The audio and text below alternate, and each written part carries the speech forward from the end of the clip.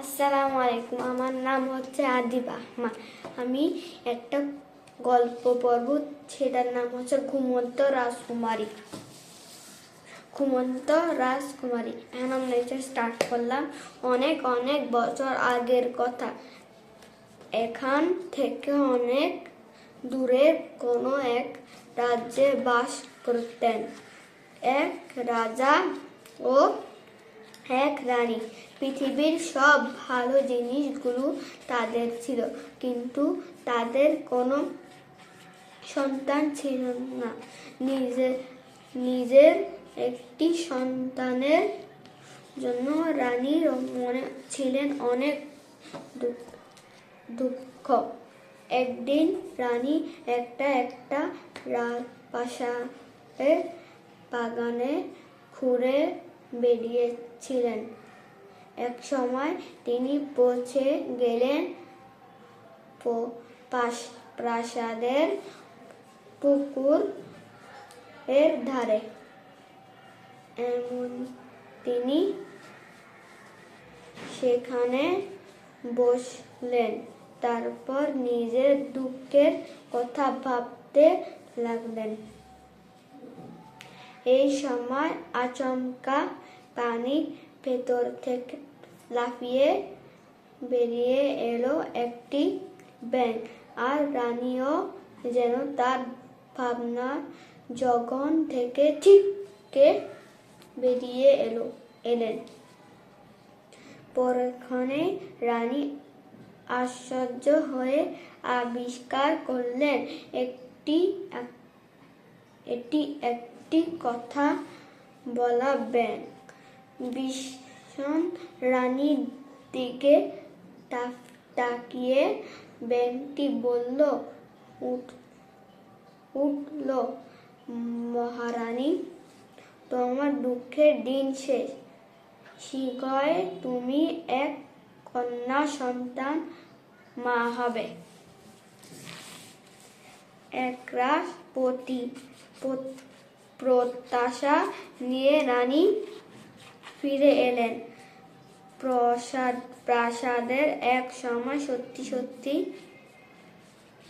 রানীর কোল আলো করে জন্ম নিলেন ফুটফুটে একটি কন্যা সন্তান। চারিদিক আনন্দ ভরে উঠল। রাজা রানী যেন এত দিনে নিজেদের সুখ ফিরে পেলেন। রাজ্যের প্রজারাও আনন্দ উৎফুল্ল হয়ে উঠল। রাজা যজ্ঞের নাম রাখা উপলক্ষে রাজা আয়োজন করলেন বিশাল উৎসবের। সেই উৎসবে সকলকে তিনি দাওয়াত করলেন। একজন রাজার 12 জন পরীকেও দাওয়াত করতে চাইলেন তিনি, কিন্তু তাড়াহুড়োয় পরীদের বিশেষ ডাইনি বুড়িকে দাওয়াত করতে ভুলে গেলেন। তিনি যথাসময়ে উৎসব শুরু হয়ে গেল। একে একে সকলেই উপস্থিত হলো। চারিদিক আনন্দ আর আনন্দ। ছোট রাজকুমারী সকলেই অনেক আশীর্বাদ করল, উপহার দিল।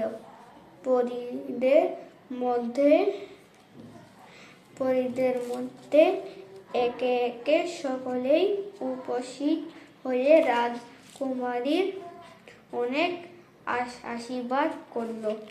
এই সময় সেখানে উপস্থিত হলো পরীদের সেই বিশেষ ডাইনি রাজা, যাকে দাওয়াত করতে ভুলে গিয়েছিলেন। ডাইনি চিৎকার করে বলে উঠল, সবাইকে দাওয়াত করছ রাজা, কিন্তু আমার কথা ভুলে গেলা। আমি তোমার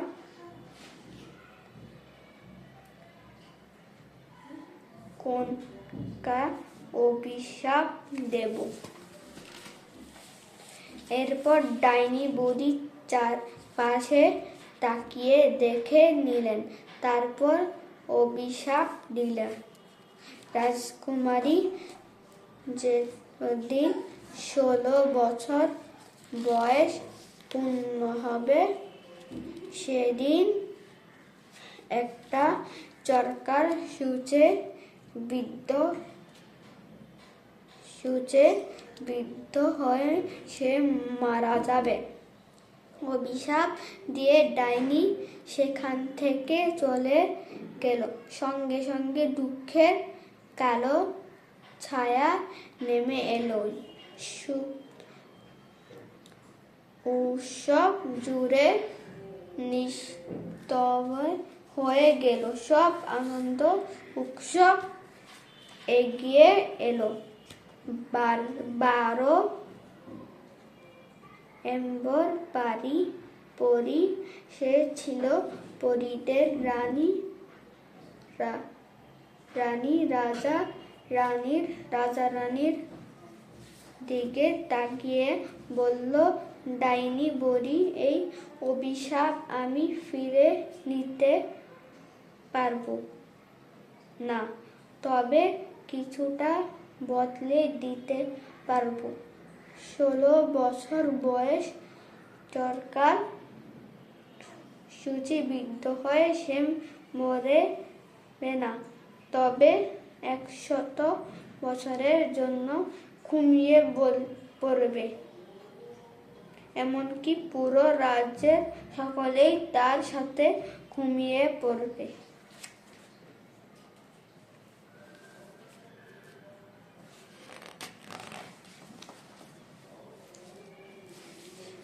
সেদিনের পর থেকে রাজা আইন করে দিলেন, রাজ্যের কেউ চরকা ব্যবহার করতে পারবে না। রাজার আইন অনুসারে চরকার ব্যবহার বন্ধ হয়ে গেল। একদিকে দিনে দিনে রাজকুমারীও বড় হতে শুরু করলো। দিন বদলে পালায় রাজা রানী ভুলে গেলেন অভিশাপের কথা। এক সময় রাজকুমারী 16 বছর পা দিল। রাজকুমারী মনের আনন্দ রাজপ্রাসাদের সব জায়গায় ঘুরে বেড়ায়। একদিন রাজকুমারী ঘুরতে ঘুরতে রাজপ্রাসাদের শেষ প্রান্তে চলে এলো। আচমকা দেখলো একটা সিঁড়ি চলে গেছে। দূরের উঁচু টাওয়ারের দিকে রাজকুমারী ভাবলো, আশ্চর্য, এটা তো আগে দেখিনি। আমাকে এর শেষ পর্যন্ত দেখতেই হবে। তারপর রাজকুমারী সিঁড়ি বেয়ে এগিয়ে চলল। এক সময় সে পৌঁছে গেল একটি ঘরে। দেখলো সেখানে একটি বুড়ো এক মনে চরকা ঘুরিয়ে দিয়ে সুতা তেল করছে। চরকা দেখে মুগ্ধ হয়ে গেল। রাজকুমারী জিজ্ঞেস করলো, কে তুমি? এখানে বসে কি করছো? বুড়ি উত্তর দিল, আমি এখানে সুতো তৈরি করছি। এসো বাছা, তুমিও একটু চেষ্টা করে দেখো। তার কথা শুনে প্রবল উৎসাহের সঙ্গে এগিয়ে গেল রাজকুমারী, কিন্তু যেই সে চরকা স্পর্শ করলো আর সাথে সাথেই তার হাত বেঁধে গেল।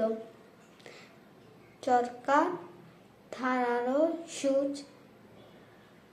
সাথে সাথে সেখানেই কাত হয়ে পড়ে গেল। রাজার অচেতন মতো ঘুমিয়ে গেল।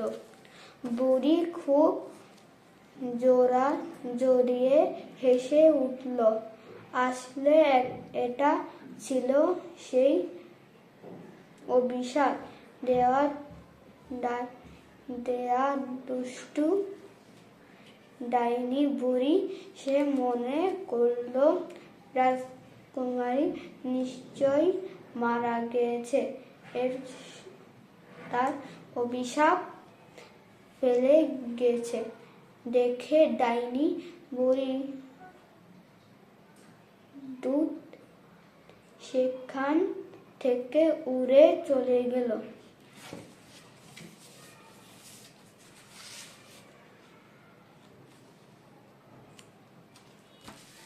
কিন্তু দুষ্টু ডাইনি বুড়ি জানে না পরীদের রানীর দেওয়া আসবাবে ফেলে রাজকন্যা মারা যায়নি। আসলে সে গভীর ঘুমে অচেতন হয়ে আছে। তার সাথে পুরো রাজ্য গভীর ঘুমে অচেতন হয়ে পড়ল। দিনের পর দিন গেল, মাস গেল, বছর হয়ে গেল। রাজপ্রাসাদের চারপাশ ঘন জঙ্গলে আচ্ছাদিত হয়ে গেল। এক সময় গভীর জঙ্গলের আড়ালে ঢাকা পড়ে গেল উচ্চ প্রাণবন্ত রাজধানী। একটি দূরের রাজার এক রাজকুমারী এলো। এই বনে সে শুনছে বনের আড়ালে চাপা পড়ে আছে এক ঘুমন্ত রাজ। এই সত্যি ঘটনা করতে এসেছে রাজকুমারী। ঘন বন জঙ্গল কেটে যখন সে রাজপ্রাসাদের কাছে পৌঁছে তখন দেখতে পেল বড় বড় গাছের আড়ালে বিপন্ন হয়ে আছে প্রাসাদের দরজায় এবং আশেপাশে যে যে অবস্থায় ছিল সেই সব ঠাই ঘুমিয়ে আছে। রাজকুমারী অনেক কষ্ট প্রাসাদের ভিতর প্রবেশ করলো। গিয়ে দেখলো বাইরের মতো এখানেও সকলে বিভিন্ন ঘুমিয়ে আছে। এদিক ওদিক দেখতে দেখতে রাজকুমারী এক সময় পৌঁছে গেল উঁচু টাওয়ারের দরজা। খুলে ঘরের ভিতর ঢুকলো রাজকুমারী। ভেতর ঢুকে রাজকুমারীর মুগ্ধ দৃষ্টি আটকে গেল।